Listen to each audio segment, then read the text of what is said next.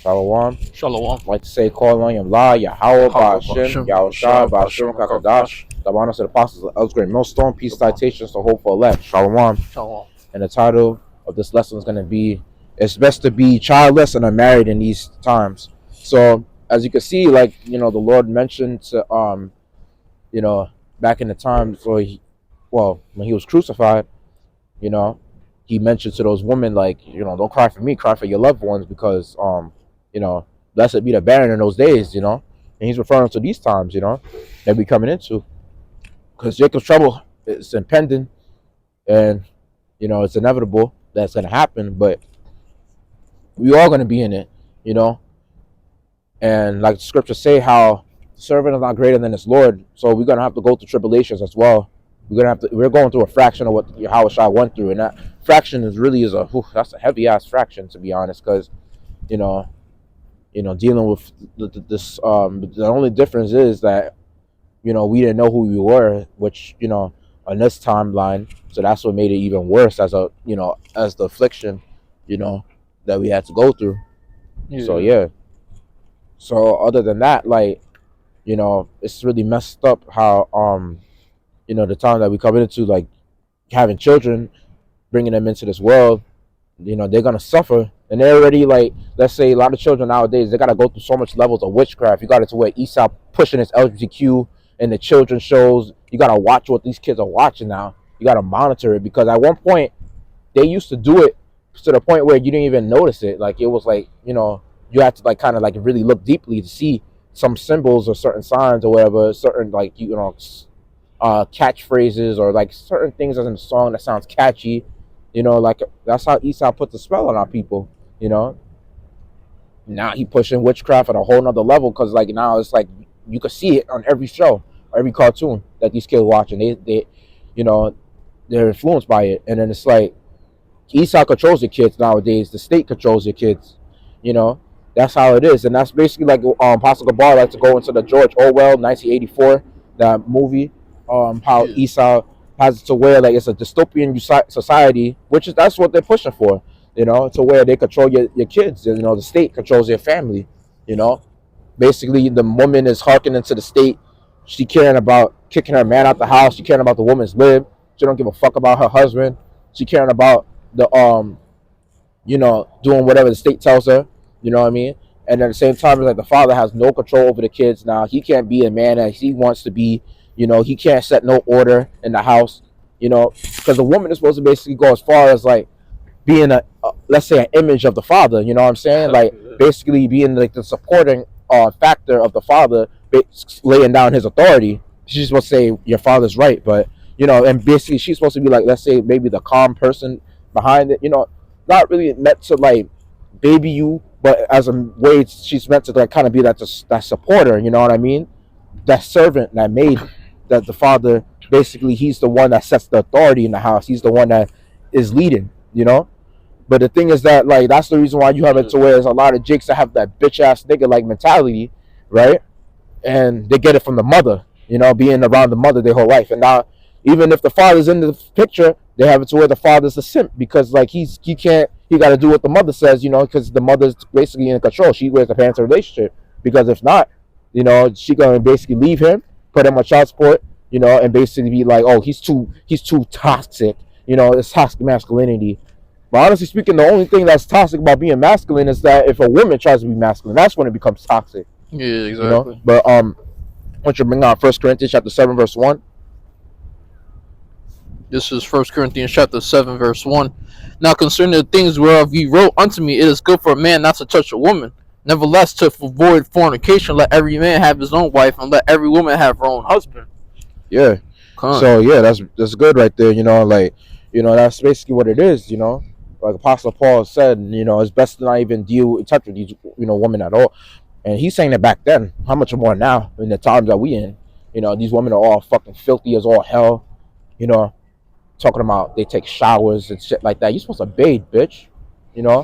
Supposed to really bathe, because you're between your legs, you're supposed to have, like, a level of, like, water that to do a deep cleansing there. And that's another thing too. In that whole migrant shelter, like, they don't have, like, bathtubs. They only got showers for women. And You know, the thing is that like Wait, what? yeah, in the migrant shelters like that I work at, they have it to where women they can't take baths, they only Oh take wow. showers. So it's like Oh yeah, you know, yeah, it's yeah, yeah. messed up. You know, the women are supposed to be able to take baths, but honestly speaking, some women have access to it and then they hardly do it. You know, the thing is that they're supposed to be doing it like every day Mm-hmm. because um the way a man could clean himself is different than how a woman has to clean herself. You know, a woman has to take longer to clean herself and things Oh of that yeah, you're nature. right. Women be buying bath bombs and stuff. The Yeah. things and the shit you And put inside most of of the it. women that you see them doing that is actually the Edomite woman, the other Yeah, nations, the heathen woman. They actually go into like deep stuff like cleansing. that. Sea salt You or see, when it's whatever. coming to the nation of our woman, especially the nigger woman, so-called black woman, she Salt, don't know certain about that shit. salts. Nah, yeah. She don't know about the Epsom salt. She don't know about Right. the natural Lamp. ways of cleaning herself. The right Yeah. way. They decorative too with it. Uh, So Verse 27 to 29. Bakasha. this is 1 Corinthians chapter 7 verse 27. It reads, "Art thou bound unto a wife? Seek not to be loosed. Art thou loosed from a wife? Seek not a wife. But if thou marry, thou hast not sinned. And if a virgin marry, she have not sinned. Nevertheless, such shall have trouble in the flesh, but I spare you." Come on. Yeah. So like basically having trouble in the flesh, meaning that like yeah, you really are going to be trouble in the flesh. Like that's see. Sometimes it's just the scriptures that go into the very few things, all right, and it be very few precepts on it. But it's heavy. Sometimes it just could be one specific way that the scriptures mention, and it's just so heavy. Like the scripture that I'm going to bring out, like have you bring out like about in the apocrypha, Oh yeah, about get how it up. Marvel now she trespassed against you, but basically Because I don't have to. what it is, it's like when it's coming to like these wicked ass women, um, they're gonna have it to where you gotta be a nigga that has, let's say in order to deal with them, some of them may say, oh, you gotta have like a clean shaven face or whatever. That's what one of them told Yeah, the Apostle. military requires that shit too. But Yeah. these women, they require that Well, shit. let's get to the point. But Yeah. like basically, like Apostle Gabar mentioned about how the woman that he cut off, which was a Simeonite woman, he said she was a bad woman. She told him that he got to have a clean shaven face, and Wow. and basically he cut her off. And I'm like, I told him like straight up, like I said that's a strong thing that you did. You got to basically give some brothers and even the apostles some credit because you got to make certain sacrifices. Niggas in the world, they would be like, oh damn, you nigga, you gay. I would have did these bitch ass effeminate ass niggas. They would have been told you off. They would have been trying to make fun of you and some bullshit. You got to give the apostles some credit because like that's a big huge sacrifice. There's some brothers have similar stories too, how they gotta cut some women off because some women may want their significant other to be a smoker. They want their significant other to go to parties every weekend. Doing so much to basically please that woman to get her attention and all that shit. You got to do so much to basically be distracted from this truth just to have that woman on your mind all the time. And the thing is that she has too much already at her disposal. She got fucking simps that exonerate this bitch. Then she got fucking niggas that's out there like literally giving her gifts, being the fucking side nigga lineup, being on the line ready to like serve this bitch. You know what I mean? Like you have it to where you got niggas that actually validate and that actually promote this bullshit that this bitch does. Now here it is. Now when you put and lay some order to this bitch, you got it to where you got a stupid ass Captain Save a whole ass simp nigga that want to jump in the lifeline to save the bitch, not realizing that you just supporting this bitch and being a wicked ass woman. And you can bring out Jeremiah 16 verse 1 to 4, Baraksha. Got niggas out there that like you're the reason why this bitch is the way she is. That's the reason why she's out there doing all type of wickedness because you support that shit. You will support this bitch basically committing adultery, and you think that shit is cute. That shit is disgusting because now she has more DNA from other men, and basically that creates a defiled woman right there because now she has it to where those different spirits of other men are on her, and she can't now she can't settle down with one. Now she got to have different men in her life.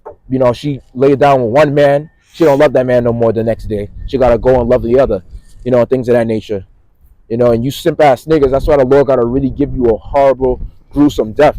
That's why these women don't fucking respect you, because you pretty much want to be suckers and simps to these bitches. Continue. This is All right. Jeremiah chapter Go on. 16, verse 1 through 4. It reads, "The word of the Lord came up also unto me, saying, Thou shalt not take thee a wife, neither shalt thou have sons or daughters in this place.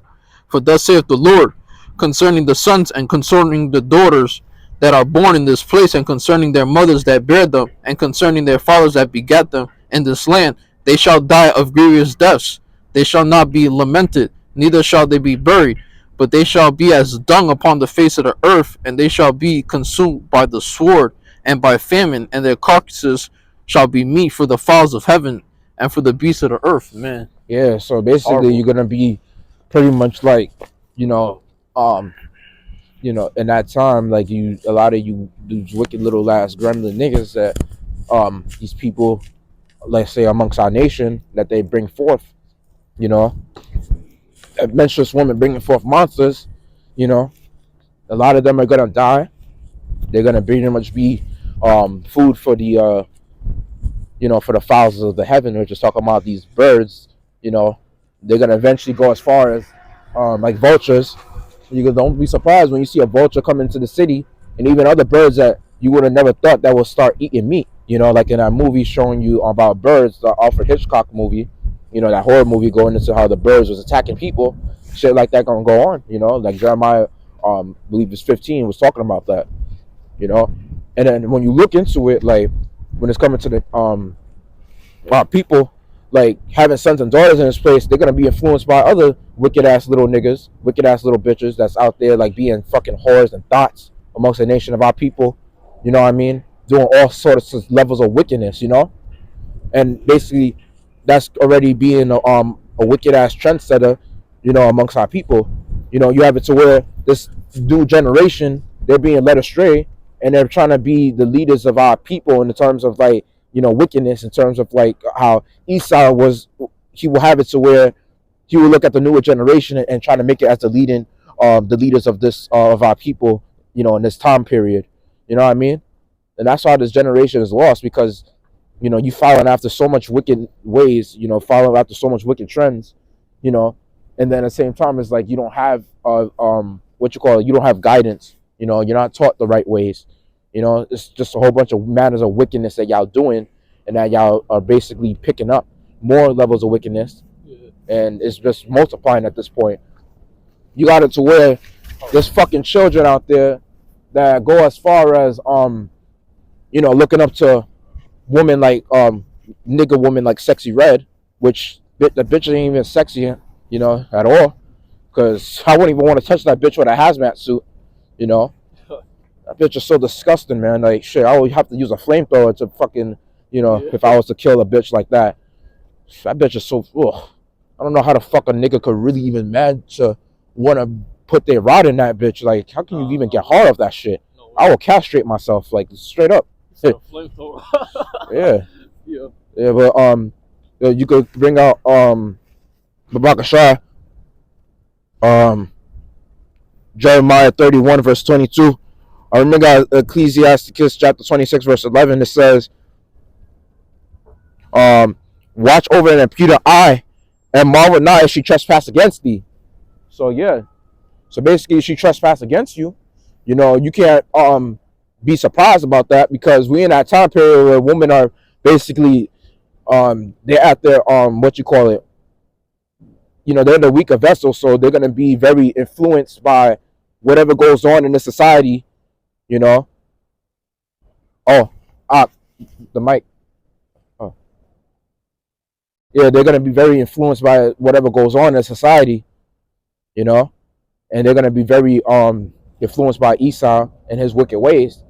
So they're gonna see on Hollywood, they're gonna see in certain films about how they could go as far as cheating on their husband, or they're gonna do shit like that. So you can't really be surprised. You gotta expect it.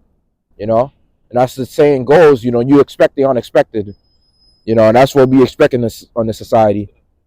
It really hurts. It really f's you up in the mind, in the head. It really does a lot to your mind when you realize that you can't do nothing about a woman committing adultery.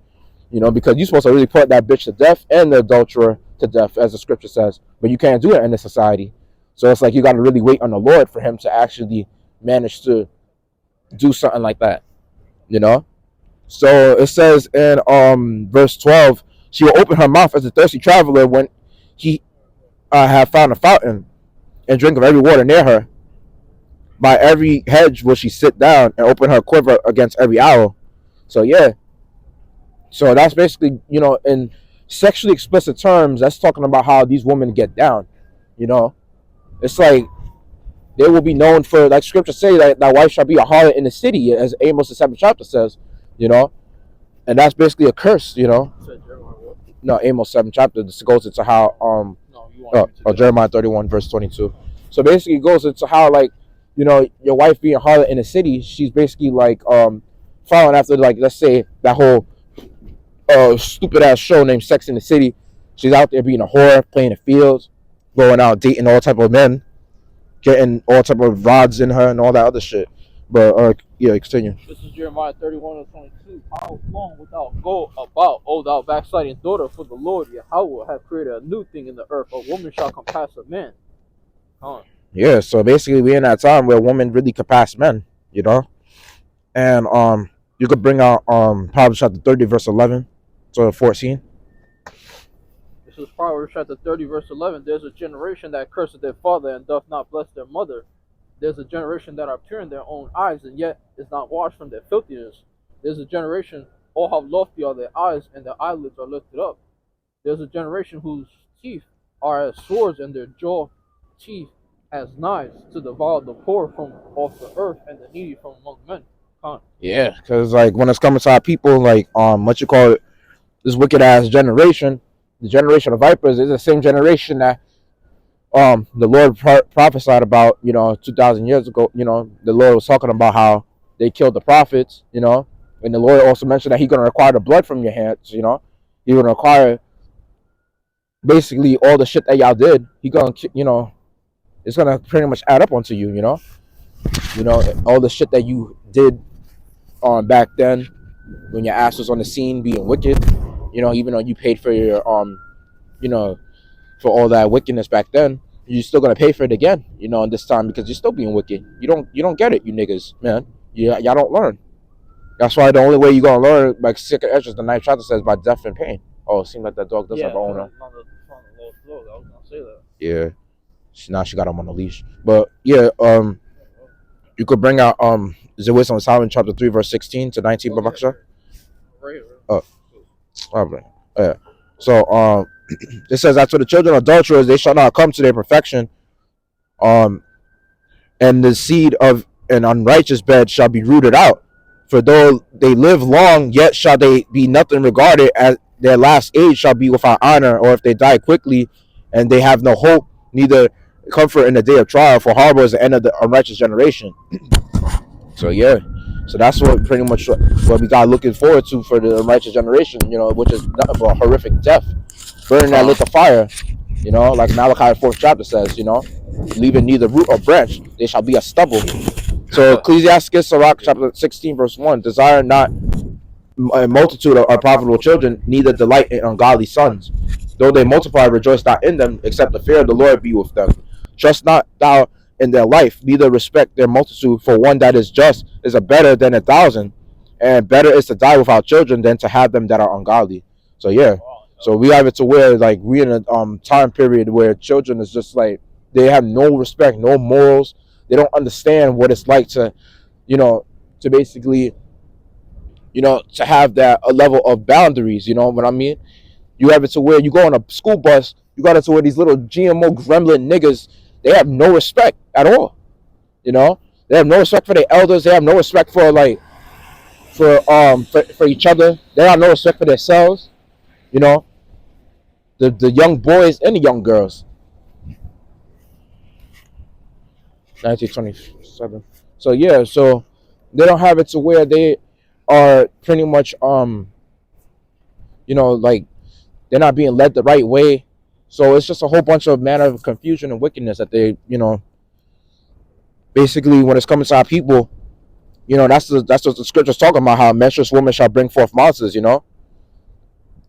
And honestly speaking, that's something that you got to expect in a society that's led by Esau, little GMO gremlin niggas that you can't even correct, because in the moment you try to correct them, oh, I'll call 911. The moment you try to like set some discipline, in that child's life, now that kid could is because Esau controls your kid. With the birth certificate, he has it to where he owns your kid, and that social security card too. They own your children, you know, and you're basically your woman. She basically could own she is the second owner of your children too. Yeah. So yeah, we ended there. Part two.